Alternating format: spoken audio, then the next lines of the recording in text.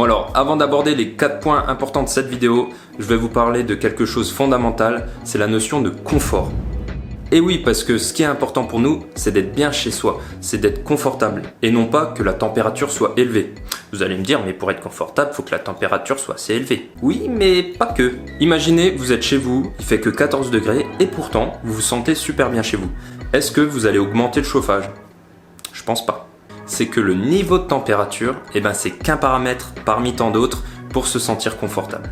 Et en plus, ce ne serait pas forcément le plus important. Donc parmi ces paramètres, il y a par exemple la stabilité de la température, les mouvements d'air et surtout la quantité d'eau dans l'air, appelée l'humidité relative. Je vous ferai une petite vidéo dédiée pour la sensation de confort parce que c'est assez complexe. Quand elle sera faite, je vous la mettrai dans le coin. Mais bon, ce qu'il faut retenir pour aujourd'hui, c'est déjà que les courants d'air provoquent de l'inconfort. Donc il vaudrait mieux une pièce à 16-17 degrés sans courant d'air plutôt que 18-19 degrés avec des courants d'air. Même si les courants d'air sont pas très froids. C'est la variation de votre environnement qui provoque de l'inconfort dans votre corps en fait. Et l'autre chose qui va être la plus importante à retenir, c'est qu'il va falloir se trouver dans un taux d'humidité pas trop élevé. Pour les détails, il faudra viser 55% d'humidité relative, alors que souvent dans les vieilles maisons, on est plutôt à 70 voire 80 des fois. Et donc peut-être qu'une pièce à 55% d'humidité relative, vous vous sentirez aussi bien qu'une pièce à 20 degrés, mais avec 70-80% d'humidité.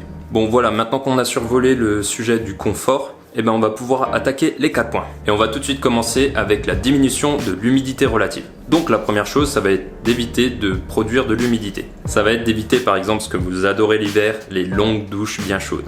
Mais l'humidité se crée aussi quand vous étendez votre linge, parce que si l'eau part de vos vêtements, c'est qu'elle est maintenant dans l'air. Et donc pour faire partir l'humidité, il va falloir soit aérer, soit augmenter le chauffage.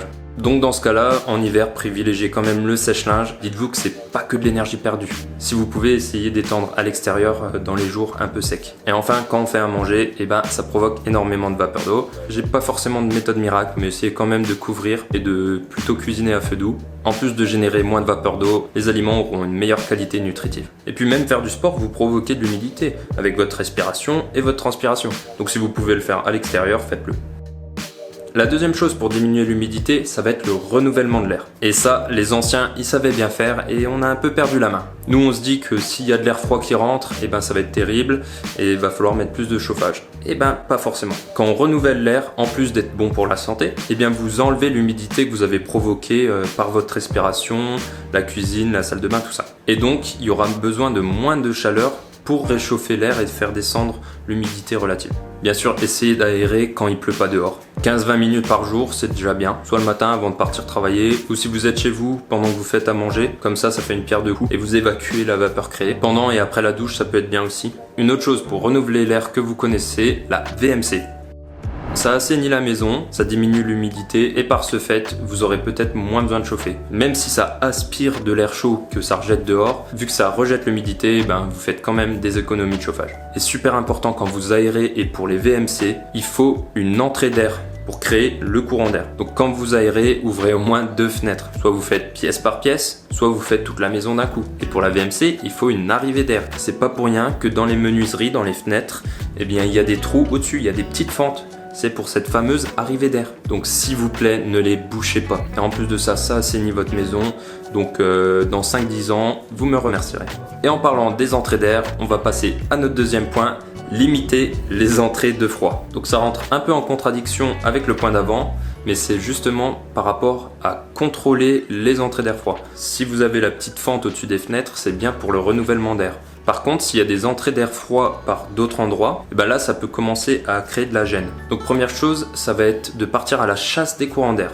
Regardez si vos menuiseries sont bien étanches à l'air. Est-ce que les joints sont pas cassés ou trop vieux? Donc pour cela, vous pouvez passer autour avec un briquet. Et si la flamme bouge, c'est qu'il y a de l'air qui passe. Une petite méthode à l'ancienne, c'est de mettre des gros boudins de porte par terre. Si vous mettez des boudins de porte, faites-le que vers les menuiseries extérieures. Parce que entre les pièces, il faut justement laisser un espace pour le balayage de l'air, pour justement que l'air se renouvelle. Une autre chose, ça va être de limiter les points de froid.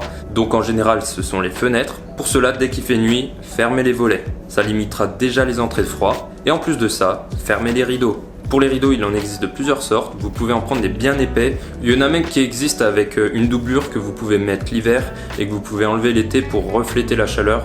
Et donc l'été, au contraire, vous serez plus au frais. Chez ma mère, vu qu'elle chauffe qu'une partie de la maison, j'ai posé des rideaux dans le couloir pour justement couper la maison en deux et limiter les déperditions de chaleur. Un dernier point pour les courants d'air, il existe aussi les courants d'air intérieurs, donc par la convection. Vous savez que l'air chaud monte et que l'air froid redescend, et en fait ça crée un courant d'air. Ça peut être créé quand l'air touche la fenêtre et qu'elle refroidit, c'est pour ça que les rideaux peuvent aider, et ça peut être aussi généré par vos chauffages. Si c'est des chauffages qui soufflent, et ben justement ça crée un courant d'air, et même s'il fait plus chaud, et ben il y aura quand même de l'inconfort parce qu'il y aura un mouvement d'air. En plus de ça, les chauffages qui soufflent de l'air chaud, souvent ça émet des microparticules qui sont pas très bonnes pour la santé. Et voilà, on a déjà limité l'humidité, on a limité les entrées de froid, et maintenant on peut se protéger soi-même du froid. On chauffe pour notre confort. Donc si on n'avait pas froid, tout irait bien. Et bien déjà on peut le faire à la dure et on peut s'adapter au froid. Et oui, si la température chute pas du jour au lendemain, eh ben, on peut s'habituer au froid et on peut être bien dans du 16 degrés. Et oui, parce que les premiers jours d'automne-d'hiver, il fait 19 degrés, pourtant on a froid. Alors qu'en fait, si vous passez ces quelques jours d'adaptation, eh ben, venus les jours plus froids, il fera 16 degrés et pourtant vous serez quand même bien chez vous. Alors en faisant le montage, je me suis rendu compte que souvent je parle de 14, 15, 16, 18 degrés. Donc la température légale en France c'est 19 degrés. Normalement on n'est pas censé chauffer plus, et ça même avant les problèmes énergétiques de cette année. Deuxième chose, chaque personne va pouvoir tolérer un niveau de température et de confort différent. Troisième chose, même si vous êtes comme nous, vous pouvez être à moins de 14 dans la maison, le problème qui se pose c'est l'humidité. S'il fait trop froid et trop humide dans votre maison, et ben là il peut avoir des gros problèmes d'humidité et de moisissure. Ça peut être dangereux pour vous et pour la maison, et c'est pour ça qu'il est quand même bien de chauffer un minimum. Par contre, s'il y a une partie de la maison où vous ne vivez pas, c'est pas grave de ne pas les chauffer parce que vous ne générez pas d'humidité dedans, mais pensez quand même à aérer. Mais bon, passons. On peut déjà limiter le besoin de chauffer la maison en se couvrant. On a pris l'habitude de se promener en short et en t-shirt chez nous, mais ce n'est pas normal. Ça fait que quelques dizaines d'années que c'est comme ça dans l'humanité, et ce n'est pas normal de dépenser de l'énergie juste pour se promener en t-shirt ou torse nu chez soi. Donc le conseil tout bête, ça va être de se couvrir. Première chose, ça va être de se mettre des petits trucs sur le dos. Un pull en laine ou un sous-pull ou quelque chose comme ça. Et surtout, si vous êtes assis pendant plusieurs heures à travailler ou à regarder un film ou quoi que ce soit, vous pouvez vous mettre un petit plaid sur les genoux, vous pouvez aussi vous mettre un plaid sur les épaules. Pensez aussi à mettre une grosse écharpe en pilou-pilou. Moi, l'hiver dernier, j'ai travaillé avec des mitaines. Il existe aussi des grosses tenues pour avoir bien chaud. Avec ça, il peut faire 12 degrés chez vous, pas de problème. Une autre chose super importante, ça va être de se couvrir les pieds. Si vous avez froid aux pieds, vous aurez froid partout. On a évolué de façon à ce que nos pieds soient des capteurs ultra performants, et donc si vous avez froid aux pieds, vous vous sentirez pas bien. Donc chez vous, vous pouvez mettre des grosses chaussettes en laine. Il existe aussi des chaussettes thermiques qui sont ultra performantes contre le froid. Et bien sûr, pensez aux chaussons. Des chaussons avec des grosses semelles. Parce que les chaussons qui sont super fins en dessous et qui ont des grosses têtes comme ça dessus, c'est rigolo, mais c'est vraiment pas performant.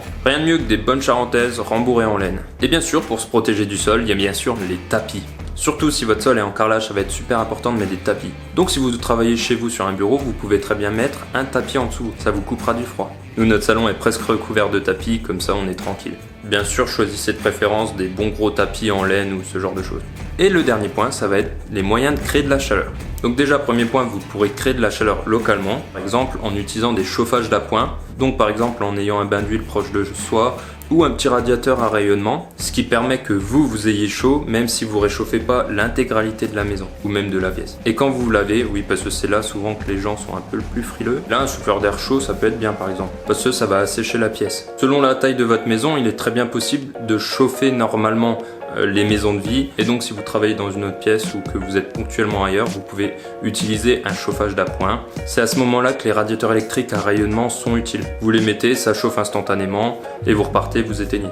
Alors vous pouvez aussi essayer les briques réfractaires, mais en vrai moi j'ai essayé, ça fonctionne pas vraiment. En plus de ça, j'ai fait quelques recherches après coup et scientifiquement on se rend compte que le kilowattheure est potentiellement plus cher qu'un chauffage, et en plus de ça le rayonnement est pas assez puissant pour que ça fasse un réel changement dans la pièce. Donc à la limite, pourquoi pas mettre juste une bougie à côté de soi sur son bureau. Un dernier point pour ceux qui ont la possibilité, ça va être d'utiliser votre cheminée, ou pour nous le poêle, mais bon, nous c'est notre moyen principal de chauffage. La cheminée c'est une source importante de chaleur et en plus c'est naturel. Bon, par contre les cheminées sont pas toutes performantes, ça dépend comment elle a été construite. Un poêle c'est quand même mieux, mais bon, la cheminée a son charme, et si vous êtes plusieurs heures dans la pièce, bah autant allumer un feu.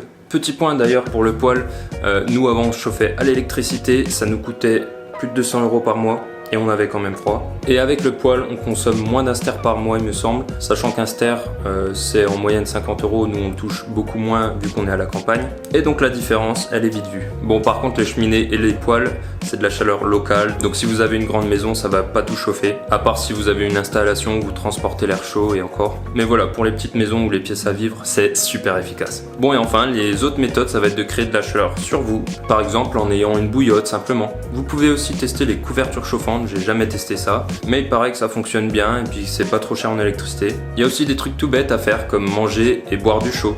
C'est pas pour rien qu'on boit de la soupe bien chaude l'hiver. D'ailleurs, le thé et le café qui vont vous donner de l'énergie vont augmenter votre métabolisme et vous aurez plus chaud. Et si on va plus loin avec la nutrition, avoir une bonne nutrition, ça permet d'avoir un meilleur métabolisme et donc d'avoir moins froid. Et le dernier point qui est le plus naturel et le meilleur pour la santé, bouger. Et oui, ne restez pas assis ou couché chez vous, marchez un peu, bougez, faites du sport. Moi par exemple, vu que je travaille beaucoup sur un bureau, très régulièrement, par exemple toutes les heures, je fais 1 ou 2 minutes d'exercice, des squats, des pompes, ce genre de choses. Du coup j'ai plus chaud et je suis en meilleure forme. Et j'ai moins de douleurs au dos, aux hanches, etc. 1 ou 2 minutes de sport toutes les heures, ça c'est vraiment une potion magique.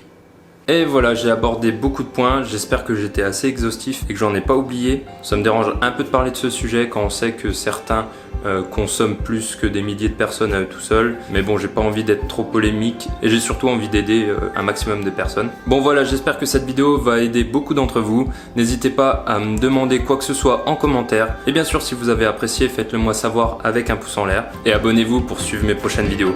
A bientôt et portez-vous bien.